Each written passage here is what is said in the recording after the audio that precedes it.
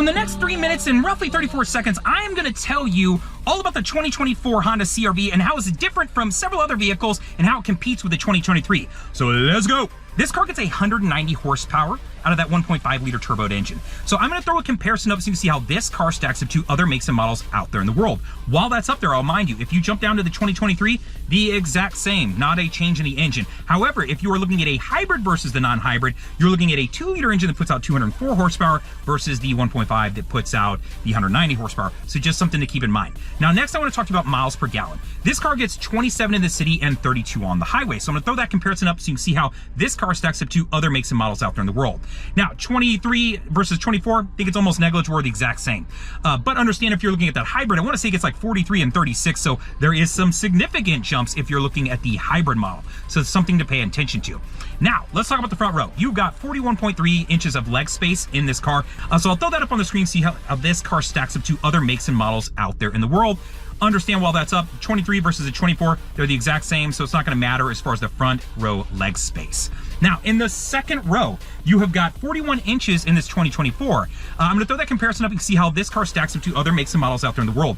While that is up, I will remind you that the 23 only had 40.4 inches of leg spaces versus the 41 inches you get in the 24. So there is a difference there. Now, when you go to cargo space, there are also differences, right? So this car has 39.3 cubic feet with the seats folded up, right? So it's standard cargo space.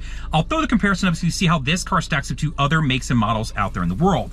A reminder, the 23 has 39.2, so while it is a tiny bit, it is different, so just something to be aware of.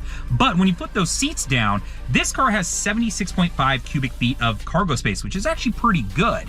So I'm going to throw that comparison up so you can see how this stacks up to other makes and models out there in the world. While that's up, I will remind you that another difference. The 2023 only has 75.8 cubic feet. So 75.8 versus 76.5. Maybe that matters to you, maybe it doesn't. It really depends on how you're going to use the car, right? If you're in a band and you got a drum kit that you're going to throw in the back, maybe that matters. If you camp a lot, maybe that matters.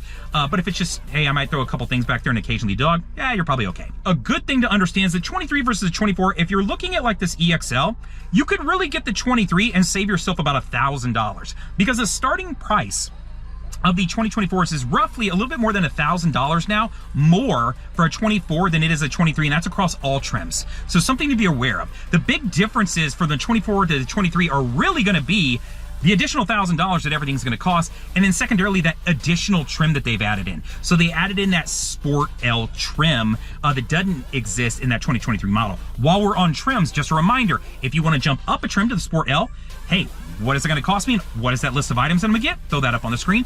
And then secondarily, if you're thinking about going from this down to that Sport Hybrid, well, how much money is it going to save me? And then what are the list of items I'm going to have to give up?